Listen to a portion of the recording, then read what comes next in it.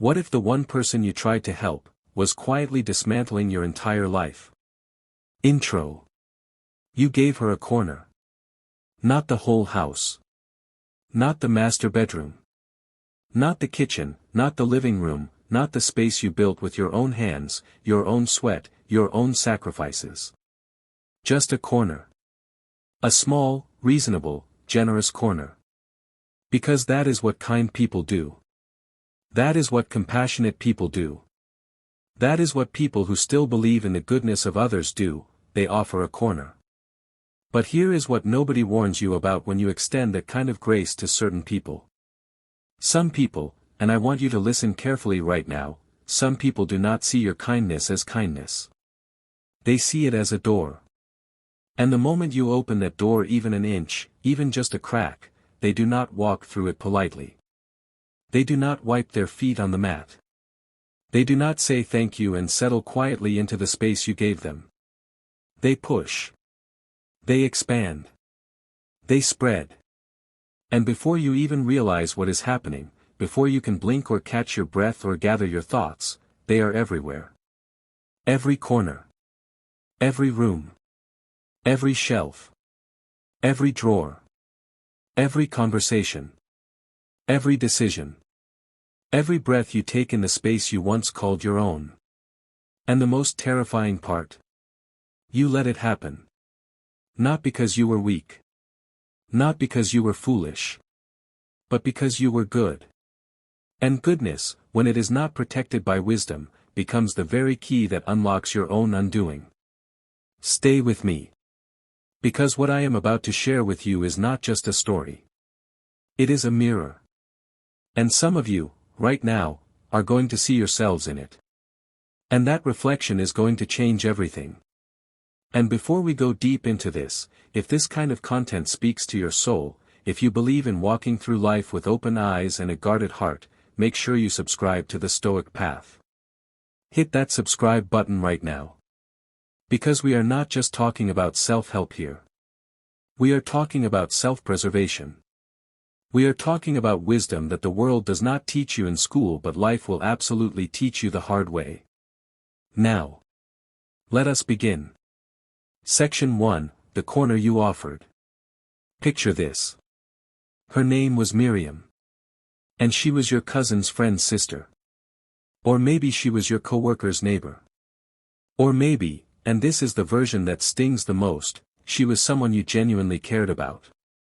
Someone who came to you with tears in her eyes and a suitcase in her hand and a story so heartbreaking that you would have had to be made of stone not to feel something. She had nowhere to go. That is what she said. Just a few weeks, she said. I will not be any trouble, she said. And you looked at her. You looked at that suitcase. You looked at those eyes. And something in you, that deep, warm, generous something, said, I cannot turn her away. What kind of person would I be if I turned her away? So you showed her the corner. Maybe it was the spare room. Maybe it was the couch. Maybe it was just a place at your table and a key to your door. But whatever it was, you gave it freely. You gave it with a full heart. You gave it the way only a truly good person gives, without expectation, without condition, without a timer running in the background. And for a moment, just a moment, it felt right. It felt like the right thing to do. Because it was the right thing to do. But here is what the Stoics understood centuries before any of us were born. Marcus Aurelius, the great Roman emperor and philosopher, wrote in his Meditations these haunting words, the object of life is not to be on the side of the majority, but to escape finding oneself in the ranks of the insane. What he meant, what he was pointing to, is that goodness without discernment is not virtue. It is vulnerability. And vulnerability, when placed in front of the wrong person, does not inspire gratitude. It inspires appetite. And appetite, my friend, grows. It always grows. Story, the warm house and the cold wind. Let me tell you a short story. There was once an old man who lived alone in a warm house at the edge of a forest. One winter evening, a cold wind began to blow through his village, and he noticed a small crack in his window. Just a hairline fracture. Barely visible. He thought to himself, it is just a crack. It is small. Surely it will not matter much. But that night, the wind found the crack. And the cold crept in. Just a sliver. Just enough to make the room slightly less warm. And the old man pulled his blanket tighter and went to sleep. By morning, the crack had widened. The cold air had worked through the night, patient, persistent, indifferent to the old man's comfort. By the end of the week, what had been a hairline fracture was now a gap. And the house that had once been warm and protected was now drafty, uncomfortable, and cold in every room. The old man had not been careless. He had not been stupid. He had simply underestimated what a small opening could do when the wrong kind of pressure was applied to it. And that, my friend, is the story of the corner you gave her. Not because she is the cold wind and you are the foolish old man. But because when certain personalities, certain energies, certain patterns of behavior, are given even the smallest point of entry into your life, they do not stop at that entry point. They find the cracks. They follow the warmth. They go where they are comfortable. And they will not stop expanding until something stops them. And that something? It was never going to be them. It had to be you. Section 2, The First Signs You Missed. Here is the part of the story that nobody likes to talk about. Because it requires honesty. Not about her. But about you. The signs were there. They were always there. You saw them. Maybe you did not name them. Maybe you excused them. Maybe you told yourself you were being paranoid, or judgmental, or unkind. But somewhere in the back of your mind, in that quiet place where truth lives before we are ready to hear it, you saw them. The first sign was the way she made herself comfortable a little too quickly. You know what I mean. There is a natural rhythm to being a guest. There is a certain deference, a certain awareness of space, a certain gratitude in the body language of someone who knows they are being given something they did not earn. They ask before they open the fridge. They check before they use the bathroom too long. They fold the blanket in the morning. They say thank you without being asked. But she was in the fridge by day 2. She was leaving her things on your counter by day 3. She was giving you suggestions about how you organized your kitchen by day 5. And you noticed. You noticed and you smiled and you told yourself, she is just getting comfortable. That is a good thing. That means she feels safe here. That means I made her feel welcome. And that was true. You had made her feel welcome. What you did not realize was that welcome and entitled can look identical in the early stages. Both of them settle in. Both of them relax. Both of them stop tiptoeing. But welcome knows it is a guest. Entitlement has already decided it is a resident. Epictetus, the great Stoic philosopher who was himself once a slave, who knew more about having nothing and being given nothing than most of us ever will, Epictetus once said, make the best use of what is in your power, and take the rest as it happens. What he was teaching is the discipline of attention. The discipline of seeing things as they are, not as we wish them to be, not as we fear they might be, but exactly, precisely, unflinchingly as they are. And if you had applied that discipline in those early days, if you had seen what was in front of you without the filter of your own generosity, you would have seen it. The corner was already becoming a room. Story, the guest who rearranged the furniture. Let me give you another short story. This one is personal. A woman I will call Delilah shared this with me. Delilah had a close friend, someone she had known since university, who fell on hard times after a difficult divorce. Delilah opened her home without hesitation. The spare room was ready by the weekend. The first week was wonderful. Her friend was grateful, quiet, helpful around the house. They cooked together. They laughed together. It felt like the old days. The second week, Delilah came home from work to find the living room furniture had been rearranged. Not dramatically.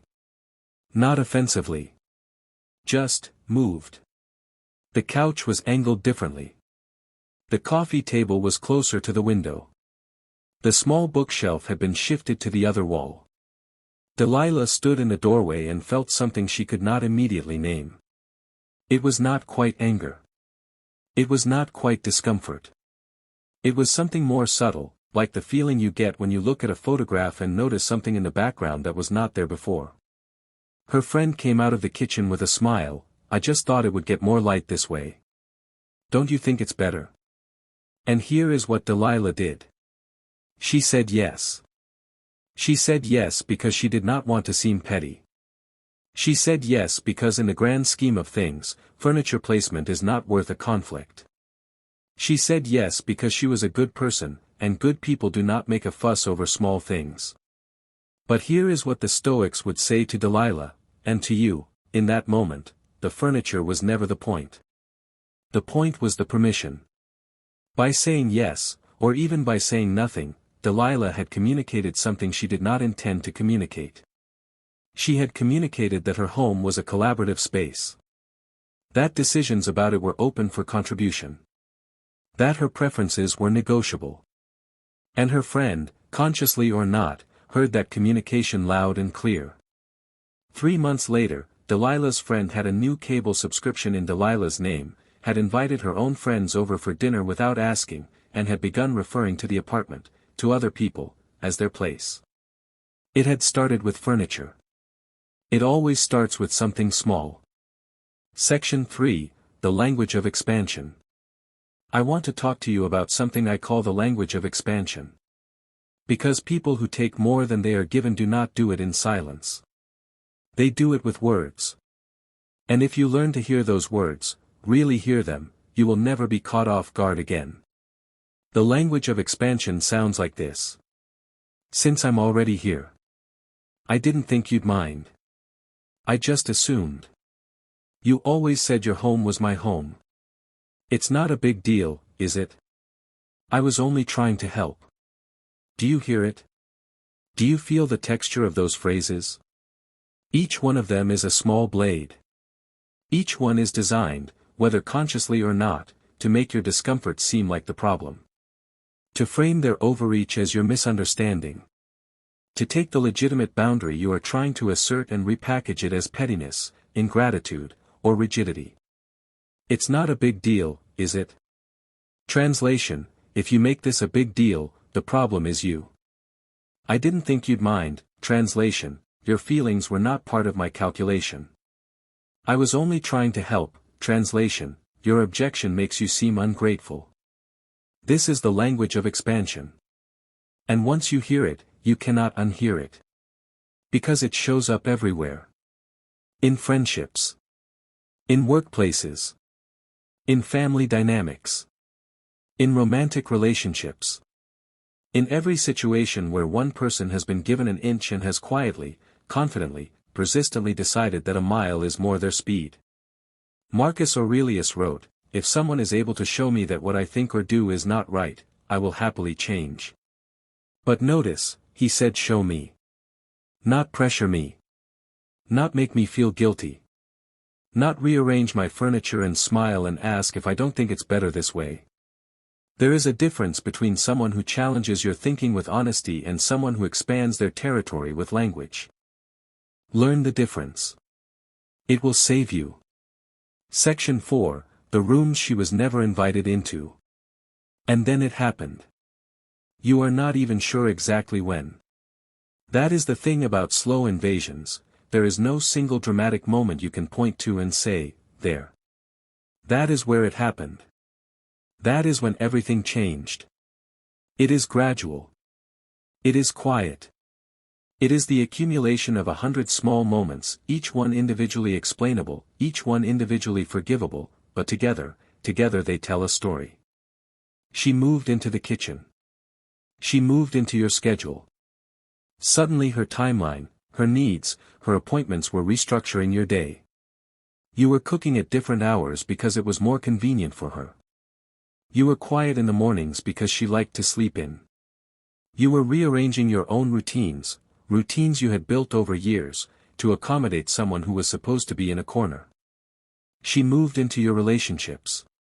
This is the one that people do not see coming. Because it seems harmless at first.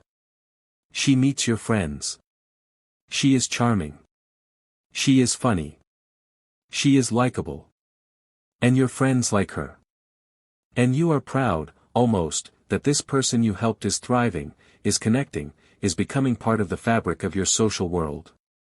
But slowly, quietly, she begins to have conversations with your friends without you. She begins to build her own dynamic with them. She begins to know things about your friends that you did not tell her, things she picked up, gathered, catalogued in those side conversations you were not part of. And one day, one ordinary, unremarkable day, one of your closest friends says something to you that stops you cold. They mention something she said. A perspective she shared. An observation she made. And you realize, she has been talking. About you. About your life. About things that happened inside those four walls. Things that were never hers to carry outside of them. She moved into your private rooms. The rooms you never showed her. The rooms you never unlocked. The rooms that existed in the quiet spaces of your life, your personal struggles, your private history, your intimate details. She had found them. Not through doors you opened, but through walls she wore down, conversations she steered, silences she waited out. And you, generous, trusting, wonderful you, had not seen it coming. Because you were too busy being kind to be watching. The Stoic reflection. The Stoics had a practice called memento mori, a remembrance of death, of endings, of the impermanence of all things. But they also had a related practice that is less talked about.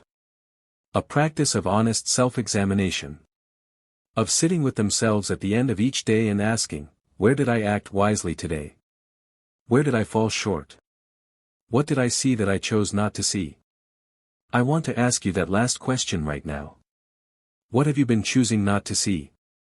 Because here is the truth that this first part of our journey together is building toward, the invasion of your space, your physical space, your emotional space, your relational space, your private space, did not happen because of her alone. It happened because of the gap between your kindness and your discernment. It happened because you gave without conditions and watched without consequence. It happened because every time the corner expanded into a room, you found a reason not to say anything. You found a reason that felt noble, or mature, or selfless. And in doing so, you handed her a map of your silence. And she followed it. Room by room. Wall by wall. Until she was everywhere. But here is the hope, and I need you to hold on to this. Here is the undeniable, stoic, life-altering hope in this story. A house with rooms can also have doors. And doors, when you remember you own them, can be closed. We are going to talk about that. We are going to talk about how you reclaim your space, your power, your peace. But first, you needed to see how it happened. You needed to see the pattern. You needed to see yourself clearly. And now you do. That is where wisdom begins. There is a particular kind of morning that changes everything. It doesn't announce itself. It doesn't arrive with drama or fanfare. It comes quietly, like most devastating realizations do, in the stillness between sleeping and waking, when the noise of life hasn't started yet and the truth has nowhere left to hide. You open your eyes. And before you've said a single word. Before you've checked your phone. Before the day has made a single demand of you, your first thought is about her. Not your goals. Not your peace. Not yourself. Her. And somewhere in that quiet morning moment, something in you shifts. Something in you steps back and looks at the landscape of your own life, and sees, perhaps for the very first time with completely clear eyes, that the corner is gone. Because she is everywhere. The moment of realization. Psychologists call it a threshold moment. Philosophers call it an awakening. Ordinary people, sitting in their cars in parking lots or standing in their showers longer than necessary, or staring at the ceiling at 2 a.m., they just call it the moment I finally saw it. And what makes this moment both powerful and painful is that it doesn't come with a clean narrative. You don't wake up and say, I see exactly what happened, I know precisely who is to blame, and I have a clear plan going forward. No. You wake up in a tangle. Because the realization that someone or something has moved from a corner into every room of your life is not a simple realization. It is a compound one. It comes loaded with layers, layers of grief, layers of anger, layers of confusion, and underneath all of it, the most uncomfortable layer of all. Recognition of your own participation. And that is what part 2 is about. Not the other person. Not the situation. Not the habit or the pattern or the external force. You. Because here on the Stoic path, and if you're new, I want you to understand this about us, we do not traffic in victimhood. We honor the pain. We absolutely honor the pain. But we do not stop there. We keep walking until we find the truth. And the truth, in most cases, has your fingerprints on it as much as anyone else's.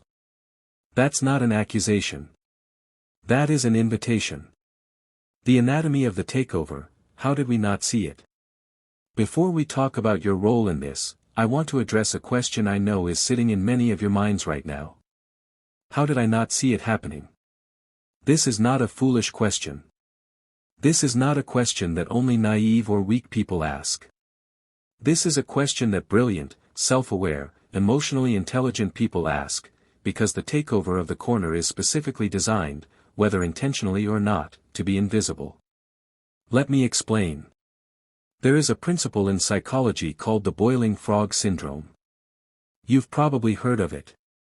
The idea that if you place a frog in boiling water, it jumps out immediately. But if you place it in cool water and slowly raise the temperature, it doesn't notice. It adjusts. It adapts. It tolerates each incremental degree of heat until it's too late. Now, this is actually not literally true of frogs, they do eventually try to escape. But as a metaphor for human behavior, it is one of the most accurate things ever described. We are extraordinary adapters. It is one of our greatest strengths as a species. Our ability to adjust to new circumstances, to normalize the unfamiliar, to find equilibrium in changing environments, this is what has allowed human beings to survive ice ages, migrations, wars, and every kind of upheaval imaginable. But this same strength becomes a devastating weakness in the wrong context. Because when we adapt to something that is slowly harming us, we don't experience it as harm. We experience it as normal. We experience it as just how things are. We experience it as this is just who I am now, or this is just what this relationship is, or this is just the kind of life I live. And by the time the water is boiling, we've forgotten what cool water felt like. Short story, The House That Changed Slowly. Let me tell you about a woman named Marguerite. Marguerite moved into a beautiful house in her early 30s. High ceilings. Big windows. Light everywhere. She loved that house more than almost anything she owned. She loved how it felt when she walked through the door, open, spacious, entirely hers. Then she started a relationship with a man who needed, as he described it, just a corner to store some things. She said yes. Of course she did. She was generous. She was in love. And it was just a corner. First came the boxes. Just a few. Stacked neatly. Temporary, he said. Then came the furniture. A chair here. A shelf there. He had nowhere else to put it. She understood. Then came the requests. Can I use the kitchen on Tuesday evenings? Of course. Can I keep some things in the spare bedroom? Of course. Can I give a friend your address for deliveries? Of course, of course, of course. Each request was small. Each request was reasonable on its own. Each of course felt like generosity, like love, like the right thing to do. But 5 years into this relationship, Marguerite did something she hadn't done in a long time. She walked through her house, slowly, room by room, and she tried to find herself in it. She couldn't. Every room held evidence of someone else's life. Someone else's preferences. Someone else's accumulated presence.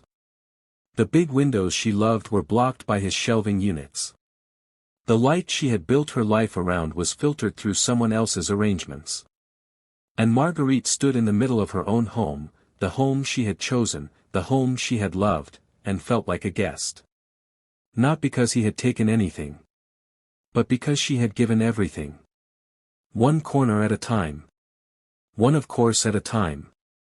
Until there was nothing left that was entirely, unquestionably, peacefully hers.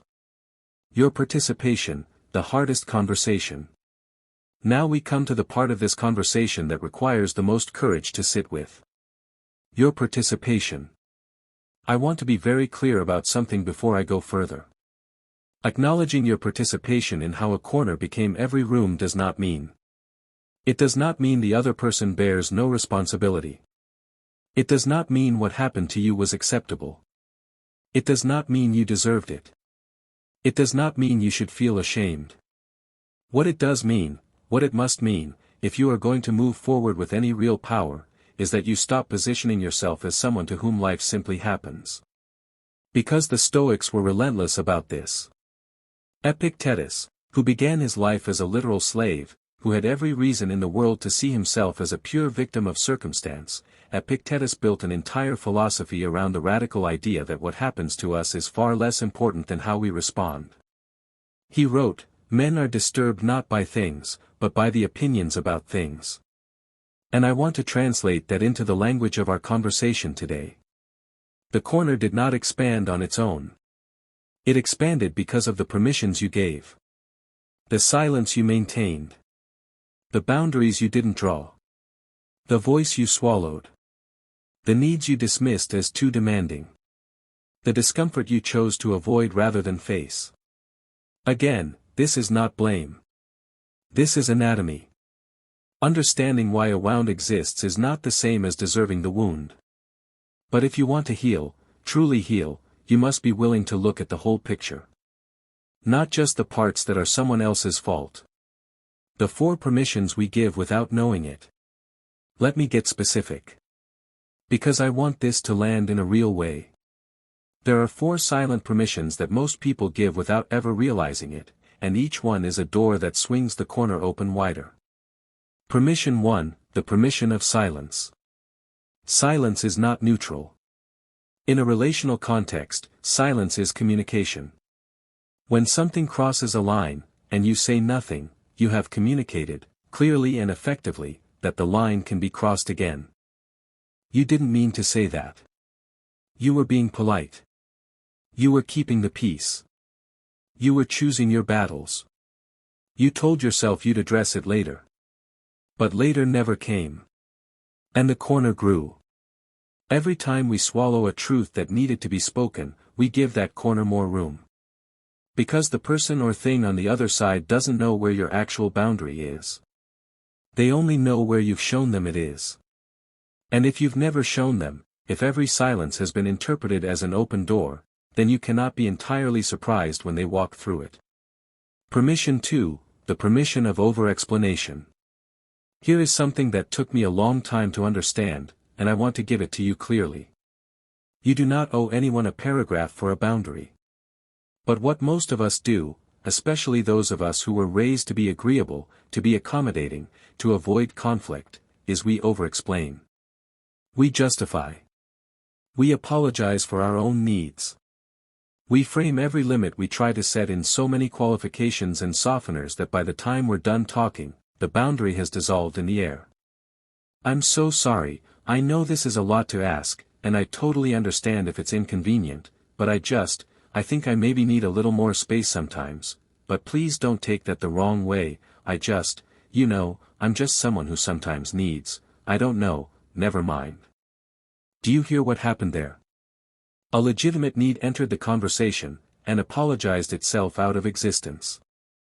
When you over-explain a boundary, you signal that the boundary is negotiable. And negotiable boundaries are not boundaries. They are suggestions. And suggestions get ignored. Permission 3, the permission of inconsistency. You said no last Tuesday. But you said yes on Thursday. You held a line for 2 weeks, and then you let it go because the atmosphere was tense and you wanted peace. Inconsistency is one of the most powerful permission givers in human relationships. Because it teaches the other party, and I want you to hear this, it teaches them that your no is a temporary condition. That if they wait long enough, if the circumstances are right, if they apply the right kind of pressure or offer the right kind of warmth, the no will become a yes. You train them to believe that. Not maliciously. Not consciously.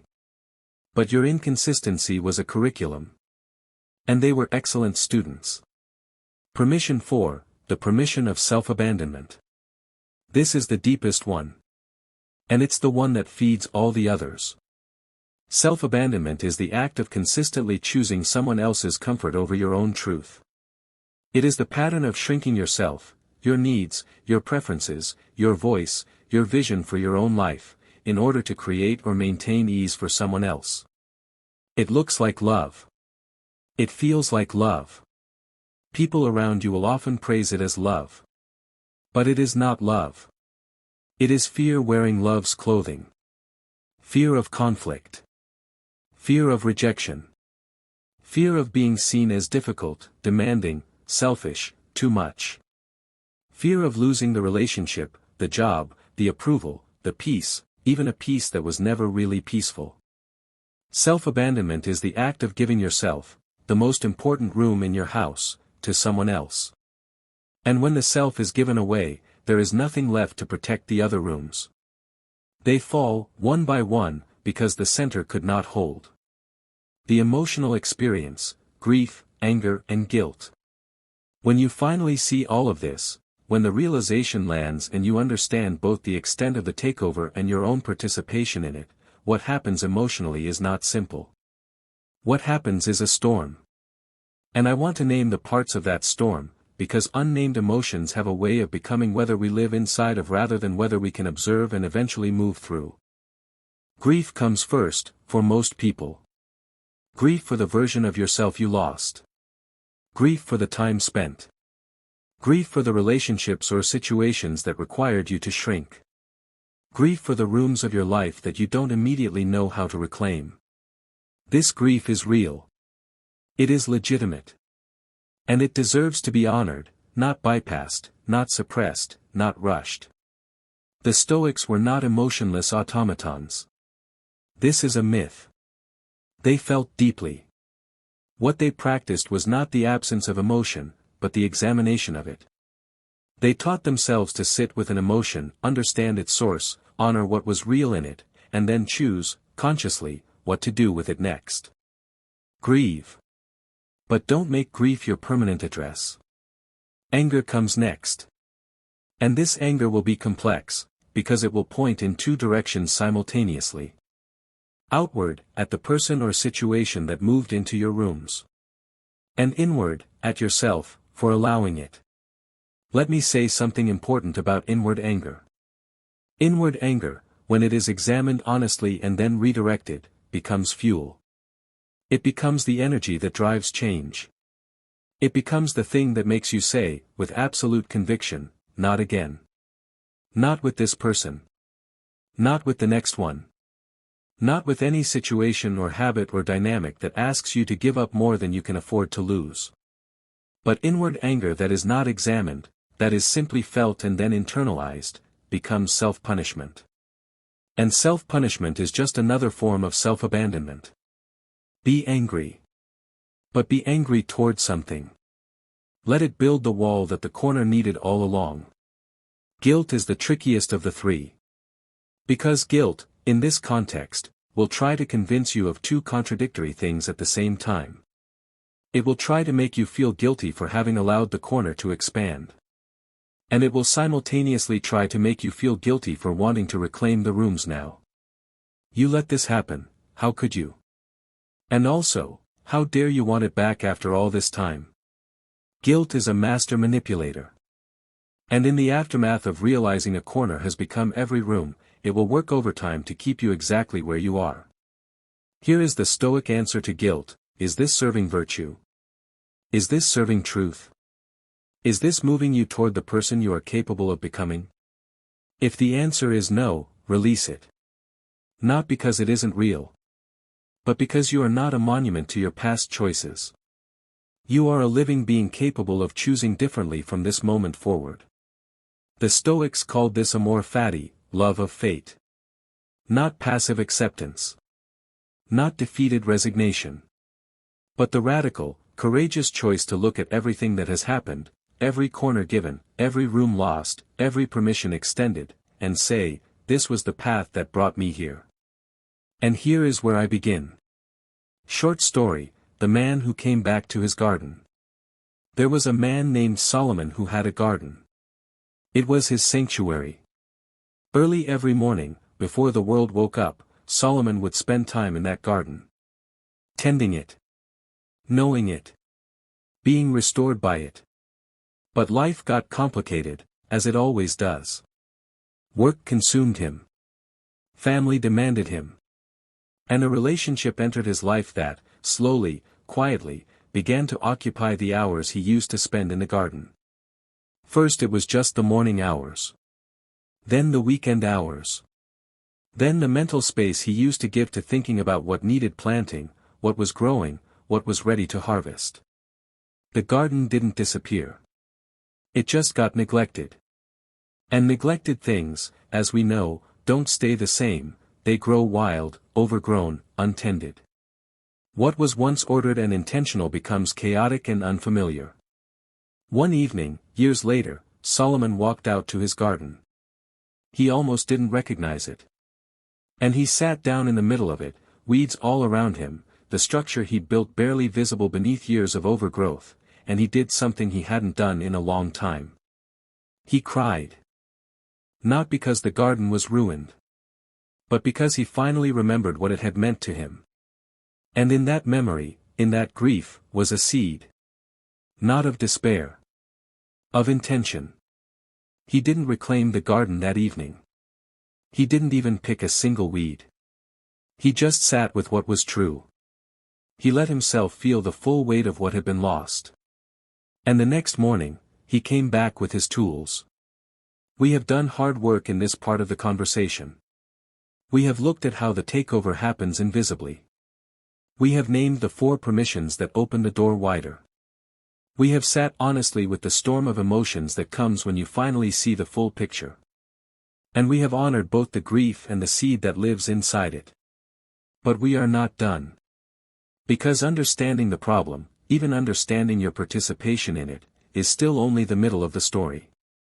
It is about walking back into every room of your life, not with rage or guilt,